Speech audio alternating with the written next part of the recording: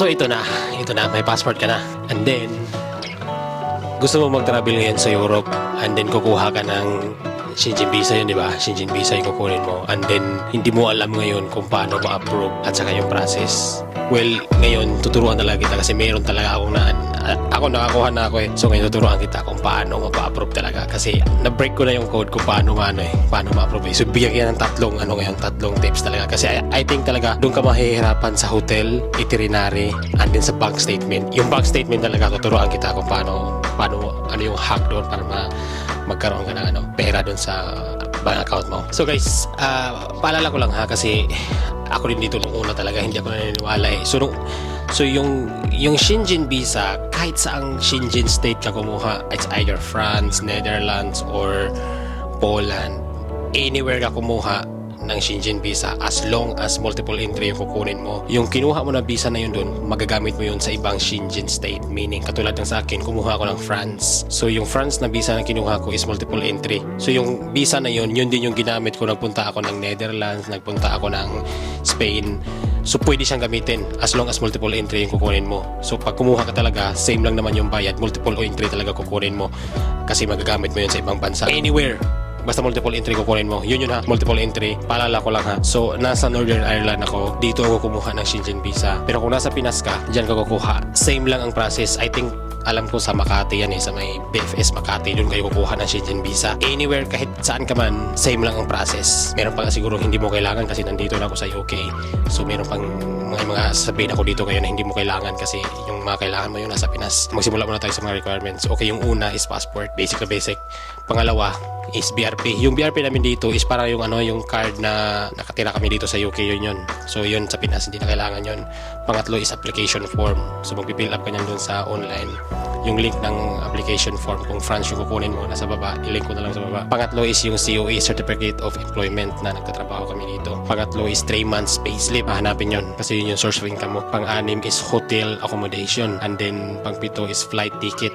So kailangan may flight ticket ka papunta pabalik. And then travel insurance na nagka-cover ng 30k euro pataas. So yung sa akin yung binayaran ng last time is 12 pounds. So napakamura lang. And then dalawang passport size na picture. And then travel itinerary, and then bank statement. So yun yung yun yung mga requirements. And then yung appointment fee, kasi magbubook ka ng appointment, di ba? So may bayad yun. 60 pounds yung bayad ko dito. Hindi ko lang alam kung sa Pinas kung magkano, pero makikita mo yan sa website ng BFS. I think BFS talaga yung sa Pinas eh. And then yung processing fee sa amin dito is 70 pounds. And then ito na nga guys, yung tatlong hack talaga guys kung paano kayo makaminus-minus ba. Sa hotel, booking.com. Sa booking.com talaga, ang daming mga free cancellation doon. Kasi pag mag-book ka kasi ng hotel, paano pag hindi ka na-approve ng visa, di ba? So sayang yung pera. Sa booking.com, meron yung mga doon, mga free cancellation. So mag-book ka doon ng mga hotel na free cancellation para kung hindi ka man ma-approve, pwede mo i-cancel anytime. Walang perang masasayang. Pangalawa is yung itinerary. Ito talagang itinerary guys. Kasi doon malalaman kung anong gagawin mo. Halimbawa sa akin, sa France, 4 na araw ako doon. So sa 4 na araw ko doon, ang ginawa kong itinerary is ano yung gagawin ko sa pagdating ko. So first day, hinanap ko yung hotel na binook ko. And then pagka-book ko ng hotel, hinanap ko yung mga sa Google Maps lang.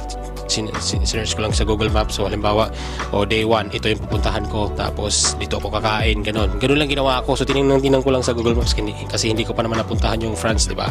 So nag-Google Maps lang ako, tinignan ko lang yung pinakamalapit sa hotel ko na pwede kong puntahan. Yun yung mga ginagawa ko. So ito yung day 1, dito ako kakain, ito yung papasyalan ko, and then uwi, and then day 2, ito yung ginawa ko. Ganun. So napakadali lang.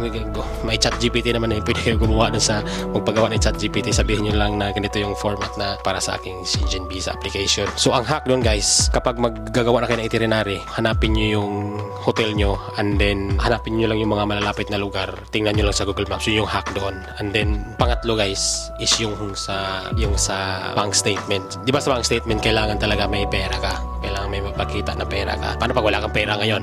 Ano gagawin mo pag wala kang pera? So ganito yung ginawa ko.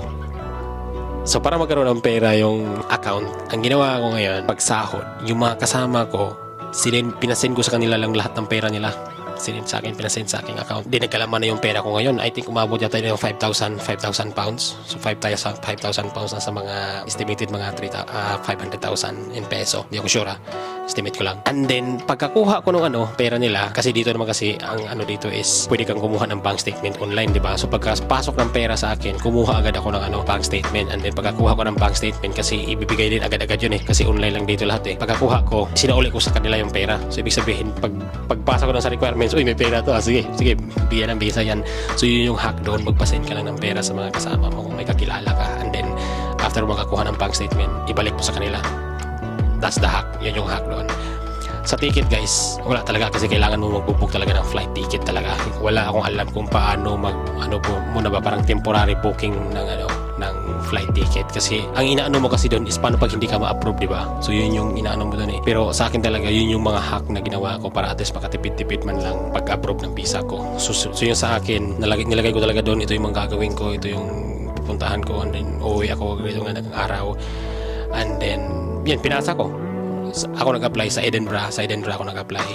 And then after 13 days dumating, approve, binigyan ako ng 3 months. And then nag-travel ako ng France, and then after ng France, Netherlands, and then after ng Netherlands, Spain.